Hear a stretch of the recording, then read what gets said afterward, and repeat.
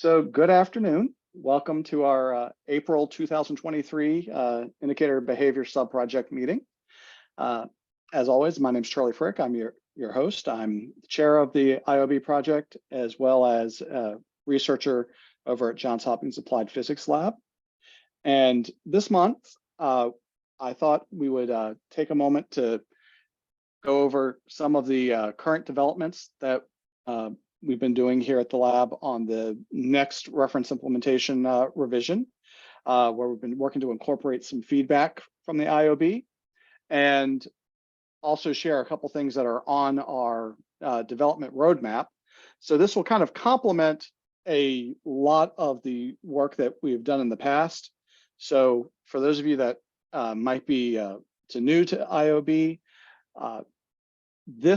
today's talk will kind of be a complement to the one we did, I believe, in July last summer, where we kind of took you through the details of revision 1. Today, we're going to share some of the new things that we're working on for revision 2 of the reference implementation, as well as talk about some other potential opportunities for us. That I did want to start with a couple general housekeeping notes. If any of you are looking to attend RSA this year, just a reminder that OCA will be OCA along with IBM are hosting a OCA breakfast at RSA. I won't be there this year, unfortunately, but for those of you going, I recommend you sign up and attend. It should be a good opportunity to learn about all the different efforts going on through the Open Cybersecurity Alliance. Additionally, bit of an evergreen comment, but just want to say for any members of the project that are interested in signing a contributor license agreement with OCA, Kurt and I are always happy to have some more folks on the maintainers list for our official repository. And when I send out the meeting minutes, I'll include a link to the repo in there as well. But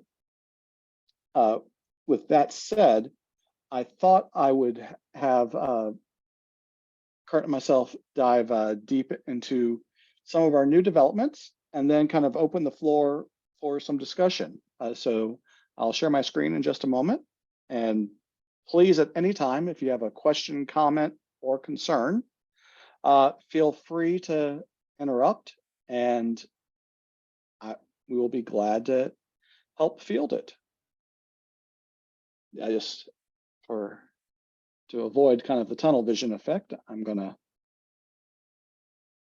move some of my Zoom windows around and try to bring the chat up on another screen. So if someone does have a question in the chat, I should be able to see some of that. But as I was saying, today I'm looking to kind of complement that talk we did last summer in July, where we took you through the features of revision 1 of the reference implementation and show you some of the ways that we've been working to integrate feedback.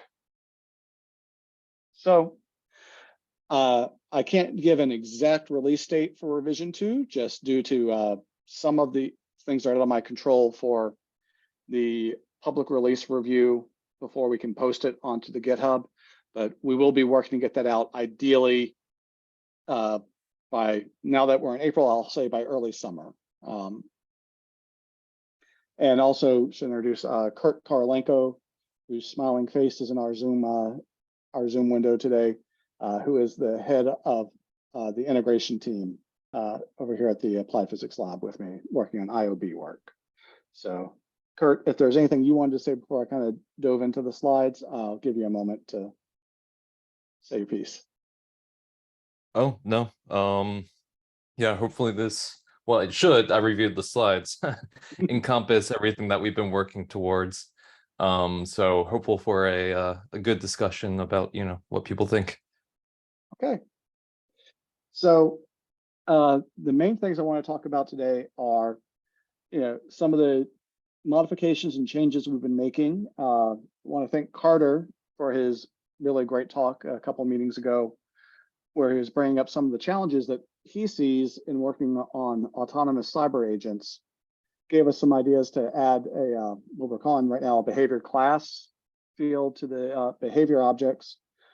And then also while he's not with us today, Vasilios Mavridis out of University of Oslo has shared with us a large amount of the work that he's been doing with Cacao. And we've been working to implement using course of action, sticks, domain objects, as well as some extended playbook objects based on some write-ups that Vasilios has been doing with Cacao. Additionally, we've received some feedback from folks interested in using sticks patterns. And so we've integrated observed data elements to the bundle for observations, but I do want to have a little bit more of discussion of exactly what we're doing with cyber observables in these behavior bundles, because it's a little different than how it's been traditionally used.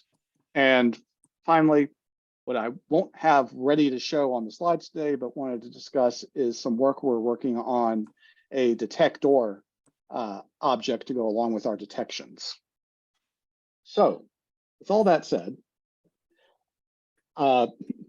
this picture will get a little less messy in a moment, but I wanted to give you guys a work in progress view of, we took the sticks to Neo4j Python script that we host on the repository and put our latest draft revision of the reference implementation up through there. So this isn't the one on GitHub. This is the one that we have in our dev environment. And just, I'll make sure that the slides will be posted to Slack when I send out the meeting minutes, as well as I'll leave them as an attachment to the minutes on the listserv when I send those out.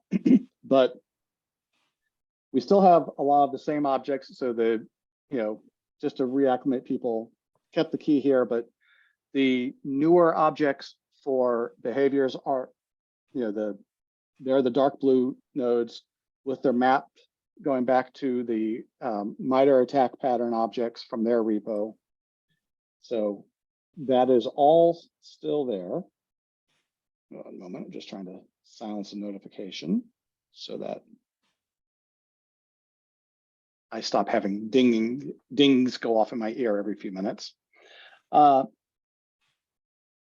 And so then similarly, we still have each behavior is then mapped to a sticks object for detections. We're still using the Sigma format for this example. Nothing stops us from using other formats in there, but right now we're using the Sigma rules. And then a correlation workflow that we still are using business process model notation for, just because we want to be able to visualize that logic. But we have added a few more elements that we'll dig deeper in. So let's make this a little, just a couple minor notes. Recording in progress. We've been using the, we have been using the sticks grouping object to tie all the relevant elements in the bundle together, just because the bundle itself, if somebody's got a hot mic, I got some echo going on. Thank you. So in sticks 2.1, the bundle object itself isn't really permanent and doesn't really persist after being transferred from one location to the next. So we wanted to make sure we use the grouping object to tie everything together. We're doing a little bit of housekeeping to make sure that it will contain references to all the relevant objects being provided. So just a minor thing that we're working on there. Additionally, for those that have looked at the reference implementation and given some feedback, we do know that the extension definition objects needed a little bit of work. So we've been cleaning those up. In the new version, they'll be a little bit more verbose. And more importantly, we'll be working the schema URLs to link to a spot on the repository that will hold all the extension schema, so that they will you'll be able to get a deeper look into the way that we've extended some of the objects and made new ones. So those are more housekeeping than anything else. So to help for today's discussion, I'm going to simplify the view a little bit. And just because I see a few new faces here, I'll take a short amount of time. I've got my clock up there to keep me honest. and talk through kind of the core parts of the behavior bundle. And for a reference implementation, we based this off this will be review for some of you that have seen this before, but we based this off a threat report known as APT37 or Reaper.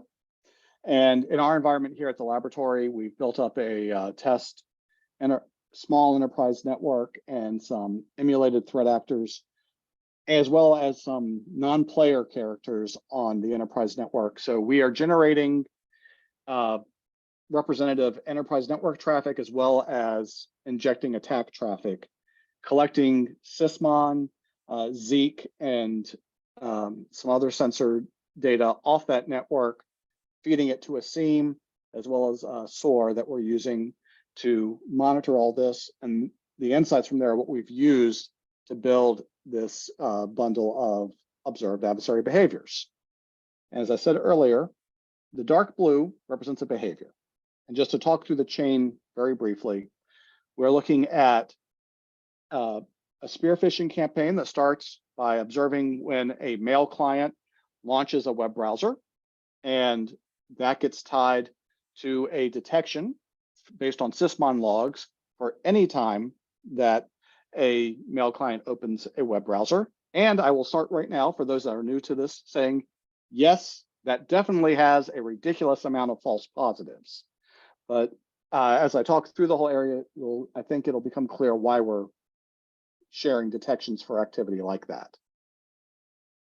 And we also contain the observed data with the process chain that shows the mail client opened a browser, the browser spawned from that process, downloaded a macro-enabled Office file, and then we have the behavior of the Office file executing command shell or PowerShell commands that led to a registry modification to establish persistence, as well as some network traffic from the host that opened that macro-enabled Office file that has sent off some signatures for Cobalt Strike beaconing traffic. And then that gets followed by a secondary payload executing on the box, where essentially a user level process spawned a system level process.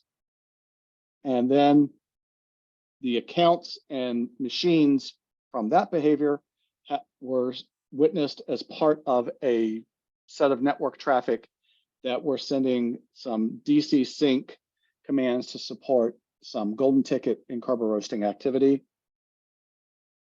And those hosts and some of the IP addresses they were talking to are related to some abnormal network traffic that was flagged for potential lateral movement that landed at a host that was observed with some exfiltration behavior. And each of these behaviors do contain links back to the MITRE attack elements. The light blue is our attack patterns.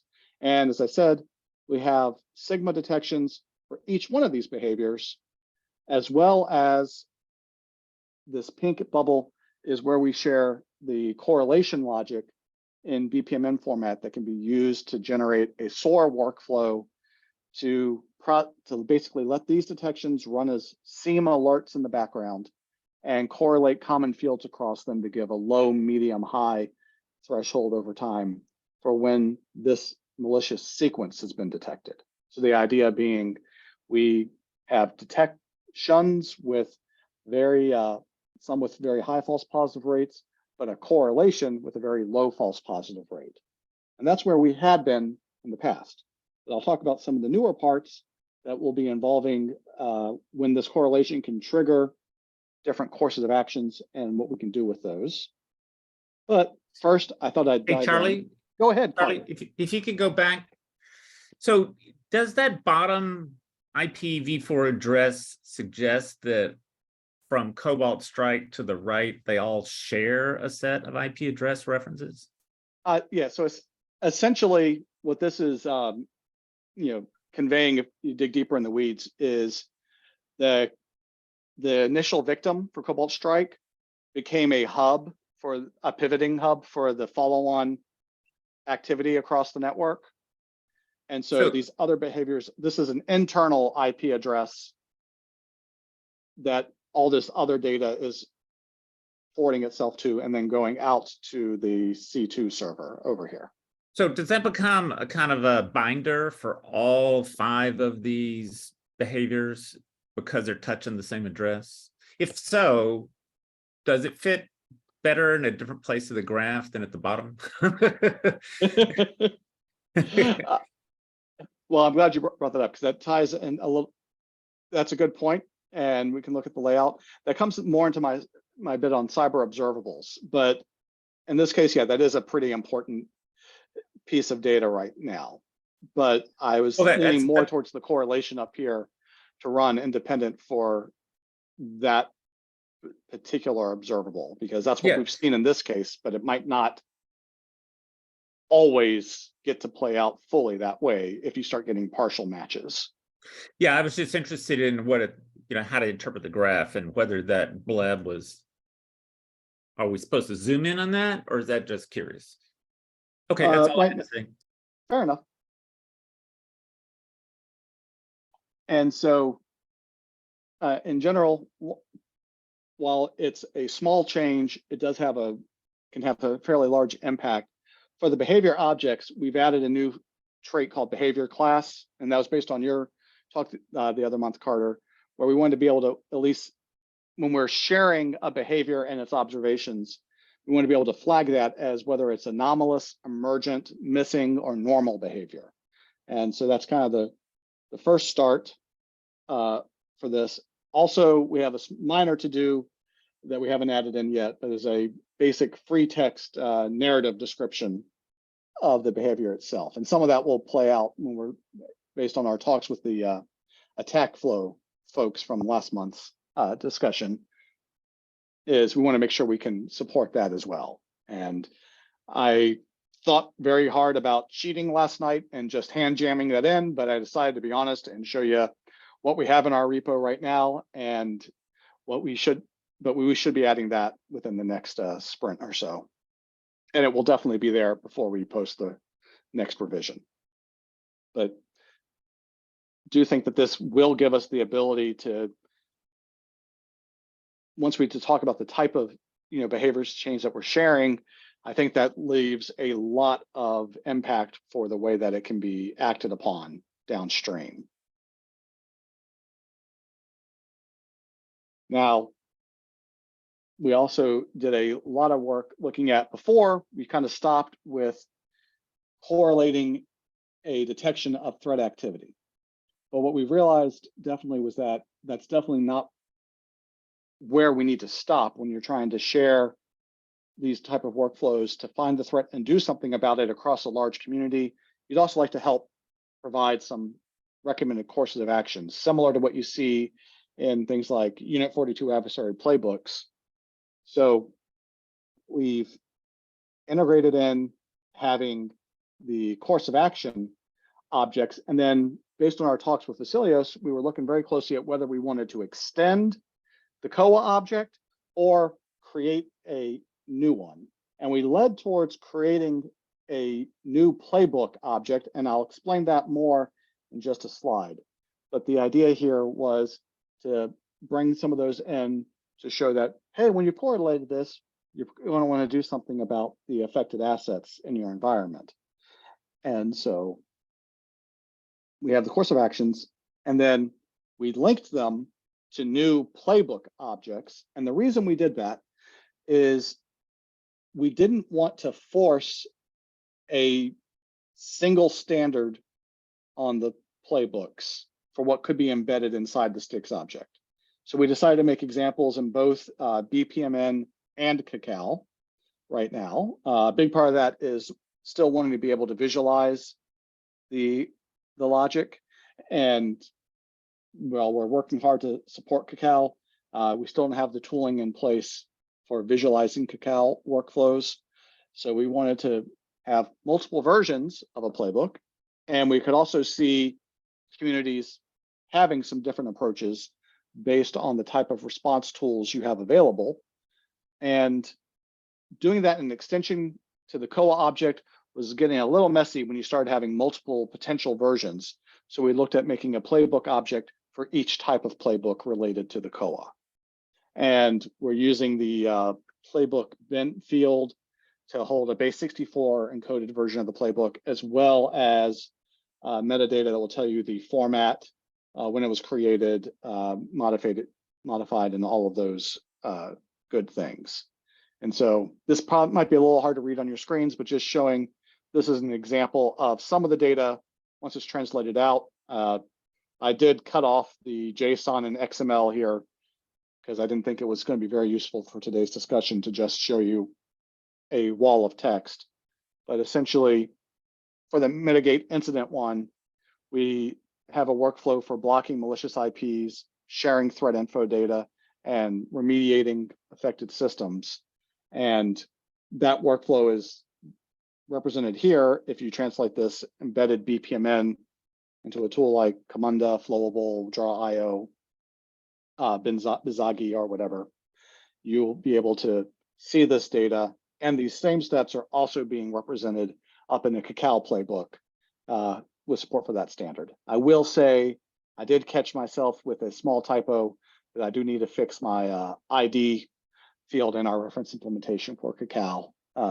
So, this is very much work in progress that we wanted to share with the group, but wanted you guys to see the type of things that we're doing there. Then we had some feedbacks from folks about the fact that we were including these observables, and kind of some of what you had shown earlier, Carter, is that sometimes those observables look like a really key part of the data you want to share. And so folks were saying, hey, we want to be able to use STIX patterns, and that would work a lot better for us if you're using the observed data objects so that we could understand better how to represent the patterns. And so we have incorporated those in, but one thing I want to say is we are including the observables for what we observed when we made the behavior sequence. But the whole point of the types of detections and correlations we're sharing is not to go hunt for the observable, but to hunt for common data between the alerts that those observables had us develop. Because I might, just because 192.168.3.35 was an internal IP address that was being used to beacon, to kind of coordinate beacon activity inside my network, that's not going to be a terribly useful piece of data for anybody outside of my company, because that's an internal IP address. And I don't want to share that as an indicator. I'll share it as an observable for the pattern I saw, but that's what led to saying, I want to see that the IP address from this alert is the same IP address in this alert when I merge on these two, join on these two fields, so that I know that the computer that downloaded the macro enabled Office file is now beaconing to, looks like it's beaconing to a Cobalt Strike server and starting to send funky requests to an Active Directory server, and just made a weird registry mod. Knowing those things together tells me that I think something is up. And so we're including this, but I'm not sure yet if the patterning will be the exact right way to do this when I want to, look for detections.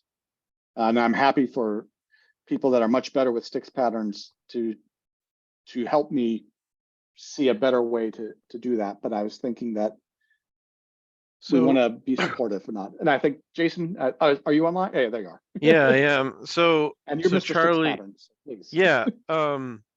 So I would suggest trying to find some time to talk to Zhao Kui about this, because so in Kestrel, right?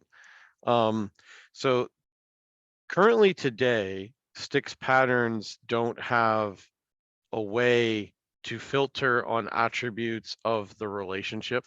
They can't really navigate relationships. But the Kestrel project is creating, or looking to create, actually they already have created extensions essentially to be able to do that using the Kestrel syntax, right? And the idea is eventually once all this is proven out, we want to try to figure out how to bring it back to patterning itself once the whole idea is proven out. But what I would suggest is see if you can sync up with the Kestrel team, because maybe you can do this, maybe you can leverage the same notions here, because this is the exact same problem. You're trying to filter on the relationship graph, right? Yep. So which is the exact same thing that they're trying to do in hunting. So I'd talk to him and take a look at what's there and see if that can help here. Absolutely. Which also is a good tie-in to, in a few minutes, when I'm going to talk about potential things we could do under CASP, because you hit the nail on the head. That's better integration with Kestrel and stick shift. I would still say, and I still think stick shifter is going to play a pretty key role on getting the data to do some of that. But I agree. So Charlie, what you said about observed data is exactly what we were doing in some of the prior projects that led me to suggest some of these things. So the way we tried to do it was, if we can find a way to alias it,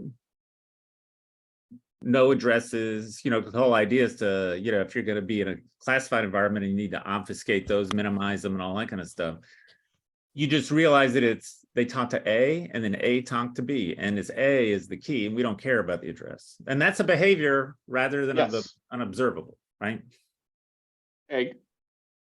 Yes, exactly. Perfect. I agree completely. And if what we're building isn't doing it, I want to make it do what you just said. But that's what we're trying to do. Excellent. Excellent. All right. And then what I don't have a pretty color coded dot to show today, but we are working on, is each of those detections we acknowledge need to have a relationship to a detector object, because it's great to share. It's great for me to share you a search for a sysmon rule, but that's not going to do you a darn bit of good if you don't have sysmon logging on your system. And so we want to make sure that we actually have a better way to share what type of sensor you would need to use that detection. And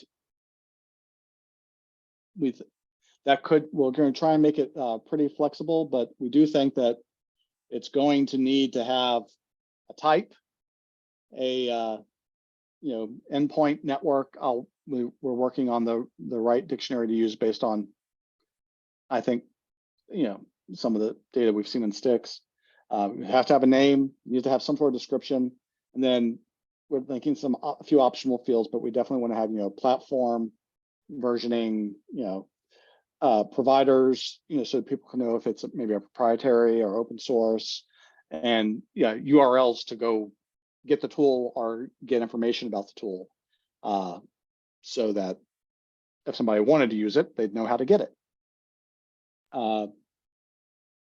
So we're working on that part, and I'll be glad to help refine some of that in a Slack discussion as we have some more details on there, but it's a little early in there, but I wanted to share that thing that's on our plans for what we're doing.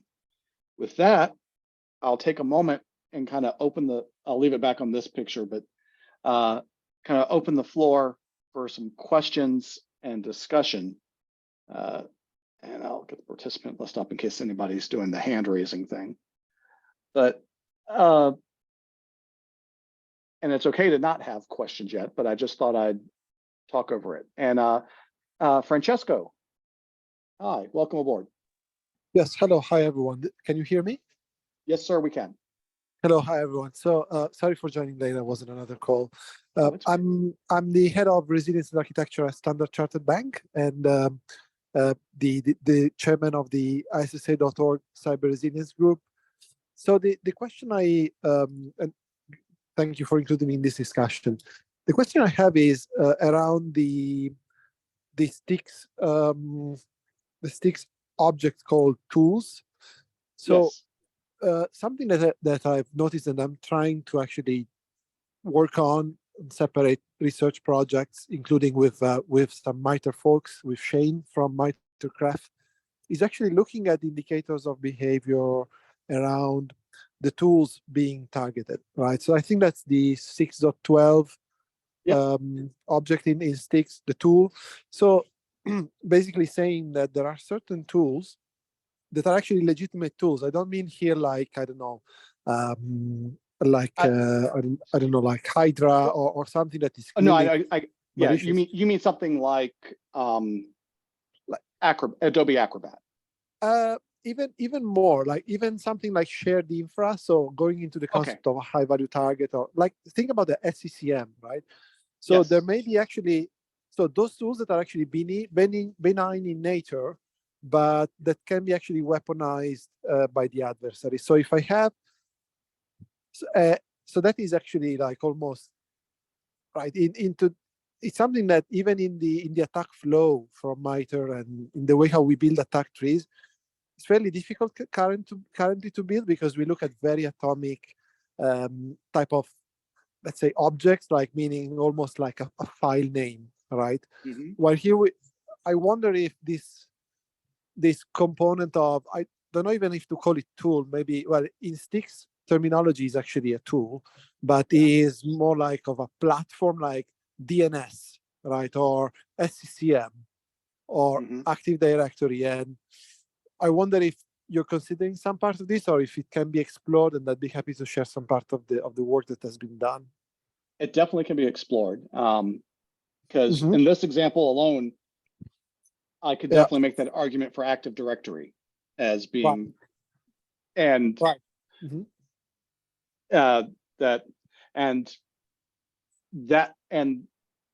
that reason that you just stated is why we were looking at not using the tool object for representing the detectors, because we Uh-huh. didn't want to add that layer of confusion, because we think the tool object would be Right. a good way to identify. It's a good way to identify something that's being actively exploited, or being Mhm. taken advantage of. So that is, Got it. I like that. And that's a really good Okay. idea. I will send you then the notes that I have from a couple of weeks back from a meeting with the team working on the Oasis project from the Cacao playbooks. There's a gentleman from Finland, I believe, and then I spoke with many members of the MITRE team, Was it including the Vasilios? Was it Vasilios yes, Mavridis by any chance? Vas. Yeah, exactly. Yeah. Spoke with him and then a few other people from MITRE, like including the MITRE Cyber Resilience Engineering and some 13 Form Defense and a few others. So I'll just reply to you, I guess, with the evidence from that email and just describing a bit more like the issue and how that could be possibly addressed.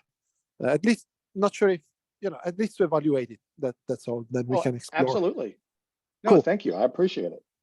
Thank you. All right. Any other questions or comments? All right. In that case, I do want to bring up a few other points of discussion. So let me see if I can get my desktop back. So some of this leads to a few of our, actually really well to a couple points I wanted to bring up. I did leave off one minor little just good news note for the project I meant to share with you guys. We're in the final, I'm hoping it'll be ready before RSA, but we do have a tiny demonstration overview video of some of our indicator of behavior research that's almost made it through all the gates for public release to be shared on the OCA YouTube site. And so just minor note, but yay, we got a pretty video. And it will, once it goes live, I'll be sharing that through the listserv and the Slack channel. But it says a lot of the things that I tend to drone on about, but more succinctly and with a better narrator. Now, on to other topics I want to bring up, and that ties in really well with Jason's recommendation of us reviewing how the Kestrel team is extending to handle relationships. Is there's some activity going on for the CASP the Cybersecurity Automation Subproject, or CASP, effort under OCA, where we're looking at ways for the different tools to be able to integrate well with each other. And David Lemire's here. David, I'm not looking to put you on the spot yet, but I know we were talking on the listservs today related to some of the use cases. But I do think there's some great opportunity for us to take these sequences that we've been representing in the behavior bundles and look at how we can work better both with, Kestrel and embed some of the Cacao workflows so that we could try some of these ideas that have been getting floated around CASP, looking at ways to share threat data to a Kestrel hunt book that can lead towards some Cacao workflows with OpenC2 commands so that we could actually pass all these data together and use these tools together in a demonstration of how to respond to a threat. So I think that's a long-winded way of saying, if other people here are interested in that, I want to encourage as many members of this team as possible to consider joining up with and following the CASP effort for OCA as well, because I do think there could be some really good synergy there, and we could get to do some really useful demos. If anybody has a question or anything they want to say about that regarding CASP, I'll stop talking for a moment, but just wanted to kind of put that up on the field for discussion. This is Jane Ginn. I will add that if there's anyone on this call that wants to join that group, please reach out to me and I'll send you the link to the doodle poll. We're trying to get a handle on when the best time will be for everyone to meet up. Thank you, Jane. Yeah, so I have a comment. I'm not sure where we are in the CASP in terms of taking the cyber automation workshop and moving that into somewhere in the horizon. I'm assuming there's some sort of plug fest or equivalent. So, getting all of these platforms and frameworks, such that they can actually talk to each other has been the objective for the last 15 years. So, to the point that we can consolidate and leverage existing versus build another version of, et cetera. But my overarching point is that maybe within the CASP format, there would be a venue to pursue the things you're talking about, specific integrations. Yes, I agree. I mean, I'm very interested in actually us getting to the point that we can start actually bolting these things together. Maybe not ready to go wire speed real-time ecosystem on the internet, but at least get all these moving parts working so that we can figure out what breaks, what works, what doesn't, et cetera. I'm right there with you. So. I know at the kickoff, Duncan suggested having some sort of demo by RSA. Not to be too negative, but I'm not sure if we'll get a full integration of everything cranked out in 3 weeks. But I do think we should start under this banner, and I think there would be more opportunities throughout the year to do to be able to do more of these type of events to connect the tools. And it just seems like the natural next step to take as part of an open cyber alliance. Great. So thank you. Thank you, Patrick.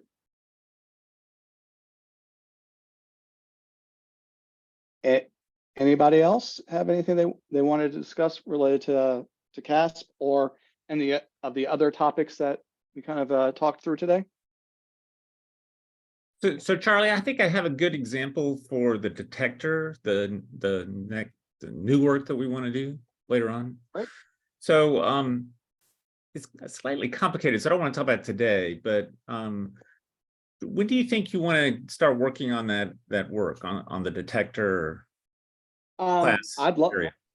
I'm happy to have a breakout session with you whenever convenient. I'd like to get start working on a first draft of it within the next sprint of our team. So that's over the next 2 weeks. It's one of the things that I wanted us to flush out. This is when Kurt realizes I'm going to throw a bunch of tickets on the board before tomorrow's scrum. I already started drafting. Thank you, Kurt. So they're kind of like examples of how enterprises may create their own detectors on the fly. And they may only last for a small part of time. So it's kind of like, how do you build your own detector? How to use it to detect something? And the fact that it might actually become obsolete very quickly once you've figured it out, you know? So the transient concept of detectors, but also the fact that long-term analytics can lead to a detection that's totally unexpected. And so no vendors do it, nobody's talking about it, but you find out that if you correlate this with that and pull this thing out from your right shoulder and put it on the table, all of a sudden you realize somebody's doing something. And it's an attempt to try to capture that process so that we can kind of show how you can create your own detectors, report against the detector, and then somehow capture the utility of what it is. And that kind of would point back to MITRE attack, and you have to classify it into something that's actually actionable and all that kind of stuff. So I'd like to get in a conversation about that, because it's going to be a painful conversation because it's kind of not fleshed out completely, you know. But if you're interested in that, I'd like to do that sooner than later, like the next couple of months. Will do. Good. Okay. Awesome. Thank you, Carter. Yeah, and the reason we need to do that is these are the techniques that we'll try to use in autonomous systems, because they don't know that they're correlating stuff and they're not biased. So they find things that nobody really expects and nobody knows how to really value unless you then have something else you can classify them into. So it's a kind of an interesting zero biased analytic, which generates interesting results. I'm definitely intrigued. Excellent. Okay. With that said, I will open the floor if anybody has any additional points they wanted to bring up for the indicator of behavior project. I know I'm finishing up a few minutes early today, but I still just want to make sure that everyone has a chance to speak if they'd like to. And I've seen a thumbs up. Francesco, did you want to say something else, or are you just being supportive? I'll take supportive if you don't speak, and I thank you for it.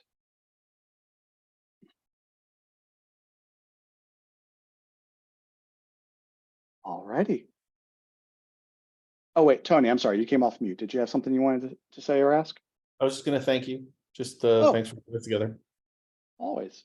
Cool. Well then, as I like to say, awkward silence equals concurrence. And I just thank all of you, and we're going to give you about 15 minutes of your life back. And I'll get the minutes typed up and sent out as soon as I have the recordings all loaded up on YouTube. And so definitely check out the Slack channel or the listserv. And if you need to access any of those, charles.frick@jhuapl.edu, or hit the listserv, and I'll help you get access to anything you'd like to see our work, and welcome your comments and contributions. So with that said, I'm going to stop the recording now. And that assumes I know how to hit the stop button.